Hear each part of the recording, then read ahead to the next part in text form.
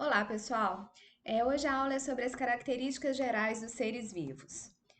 Nós vamos estudar aqui os fatores que caracterizam os seres vivos, porque os seres vivos, né, a gente fala que tem o ciclo vital, né, são todos aqueles que nascem, crescem, se reproduzem, né, se desenvolvem e morrem. Todos os seres vivos, eles têm características em comuns, todos eles têm esses fatores aqui que os tornam seres vivos. Então, todos os seres vivos, eles vão ter organização celular, composição química, metabolismo, crescimento e desenvolvimento, reprodução, nutrição, hereditariedade, processamento de energia, irritabilidade, homeostase, adaptação e evolução. Bom, então quanto à organização celular? Bom, as células são as unidades fundamentais dos seres vivos. Isso quer dizer que para um organismo ser considerado vivo, ele deve conter no mínimo uma célula. Com exceção dos vírus, todos os seres vivos são formados por células. Então, né, os vírus aí eles não são agrupados aí dentro dos seres vivos porque os vírus são acelulares. Bom, e nesse desenho aqui a gente tem a diferenciação de uma célula-tronco, né? As células-tronco se diferenciam em outros tipos celulares, como células musculares, células do sangue, células nervosas, células do coração, células do fígado, do intestino e por aí assim adiante. Bom, teoria celular. Teoria celular, ela pode ser dividida em três postulados. Todos os seres vivos são formados por células, elas são as unidades morfológicas dos seres vivos. Nas células são realizados processos que são fundamentais à vida, as células são as unidades funcionais ou fisiológicas dos seres vivos, e todas as células só se originam de outras células pré-existentes. Diferença aqui de unicelulares e pluricelulares. Bom, a célula ela é a menor parte, então, com forma definida, que constitui um ser vivo dotado de capacidade de autoduplicação. São as unidades estruturais e funcionais dos organismos. As células podem ser unicelulares quando os organismos são formados apenas por uma única célula. É o caso das bactérias, dos protozoários, alguns grupos de algas e alguns tipos de fungo, o caso das leveduras. E pluricelulares ou multicelulares, quando o organismo é formado por várias células. Como exemplo, os animais, os fungos, as algas macroscópicas e os vegetais. Aqui a gente tem um protozoário, né? Todo esse protozoário aqui, ele é uma única célula. Então, o protozoário, ele é um organismo unicelular. No caso aqui, a gente tem um paramécio, que é um protozoário de vida livre. Então, ele é uma célula, tudo isso aqui dele é uma única célula, ele é unicelular.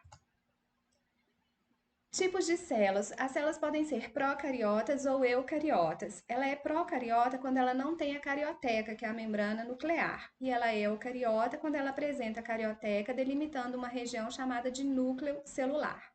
Bom, a célula a procariótica, né, ela está presente nas bactérias e nas cianobactérias. Os organismos constituídos por células procariotas são chamados de procariontes.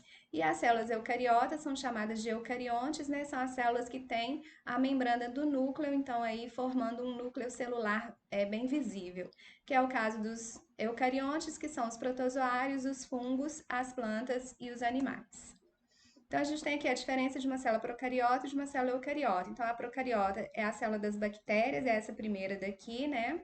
Tá vendo que o núcleo dela fica todo espalhado aqui no citoplasma porque ela não tem a membrana nuclear. Então, na verdade, ela tem núcleo, né? Ela só não tem a membrana que envolve o núcleo, tá? Diferente aqui da célula eucariota, que aqui a gente está vendo o núcleo aqui bem visualizadinho, né? Por causa da membrana nuclear, é uma membrana que envolve esse núcleo. Bom, quanto à composição química, os seres vivos são formados basicamente por uma junção de elementos químicos chamados de bioelementos que constituem a matéria viva. As substâncias que compõem os seres vivos podem ser classificadas em orgânicos e inorgânicos. São inorgânicos, substâncias inorgânicas, a água e os sais minerais, e são substâncias orgânicas, as vitaminas, os carboidratos, também chamados de glicídios, os lipídios, as proteínas e os ácidos nucleicos. Então, substâncias orgânicas são os carboidratos, lipídios, proteínas, ácidos nucleicos e vitaminas. De uma forma geral, as moléculas orgânicas contêm o elemento carbono e o hidrogênio unido por ligação covalente. O carbono é constituinte mais abundante da matéria orgânica, representando aproximadamente 45 a 55% da sua massa. Outros elementos relevantes constituintes da matéria orgânica incluem o oxigênio, o nitrogênio, o fósforo, o enxofre, o potássio e outros elementos menos comuns compreendem menos de 1% da massa total da matéria orgânica viva. E são substâncias inorgânicas a água e os sais minerais. A água constitui entre 65% e 95% da massa dos seres vivos e é, portanto, a substância mais abundante dos seres vivos.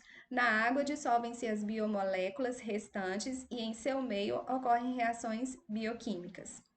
Os sais minerais são, sobretudo, cloretos, carbonatos e fosfatos de cálcio, sódio, potássio, ferro e outros minerais.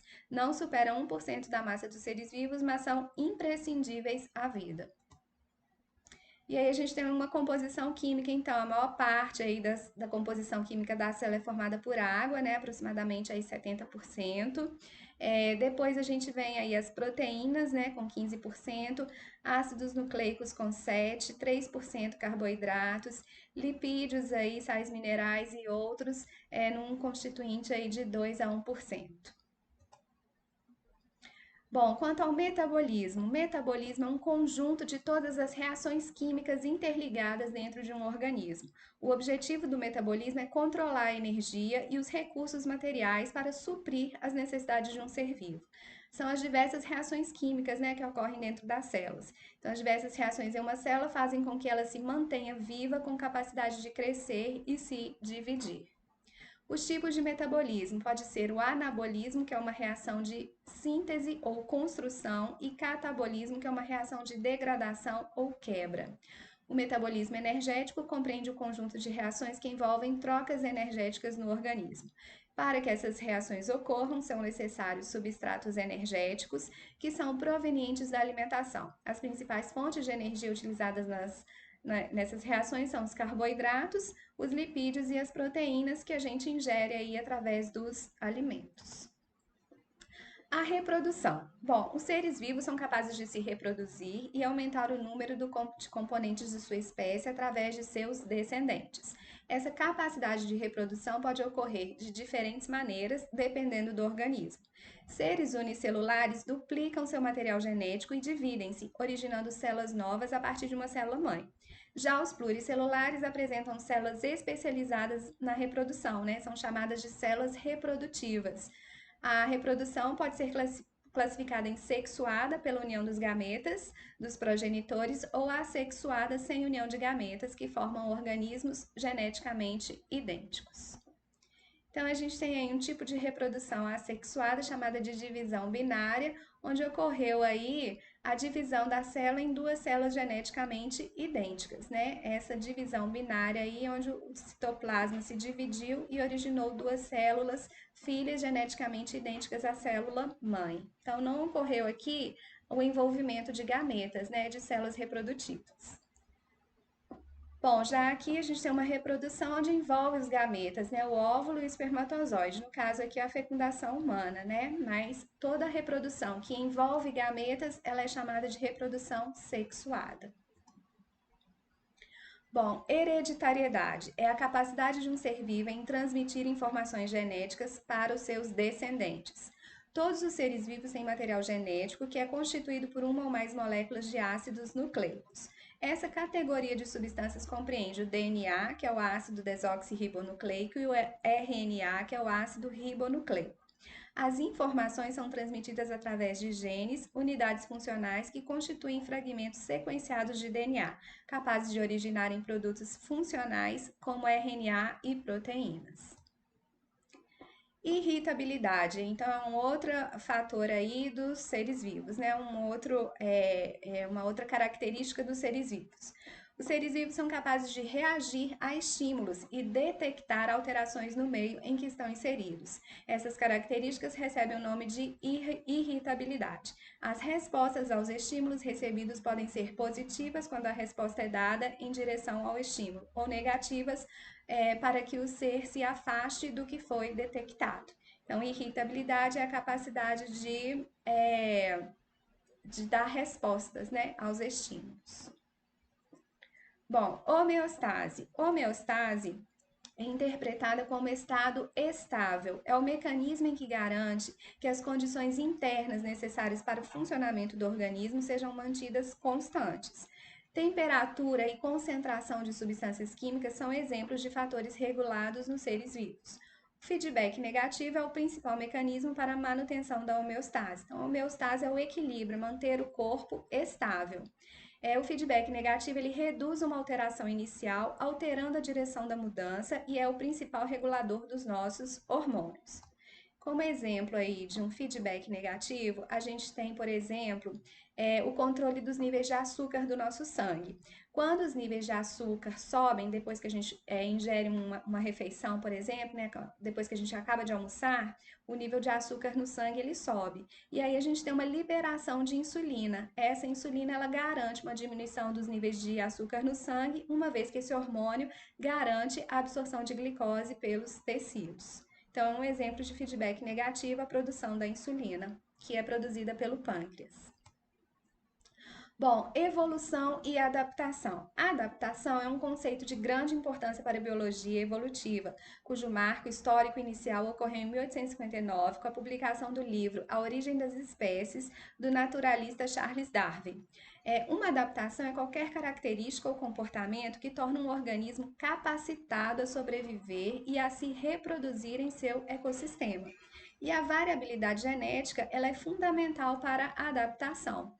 No processo de seleção natural, os genes que conferem características com alto valor adaptativo são selecionados e passam para as próximas gerações.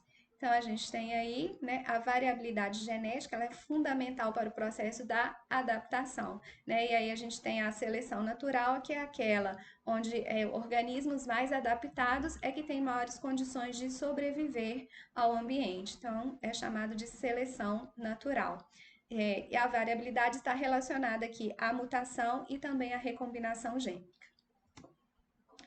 Bom, por hoje é só, pessoal. Mais dúvidas estou à disposição. Muito obrigada.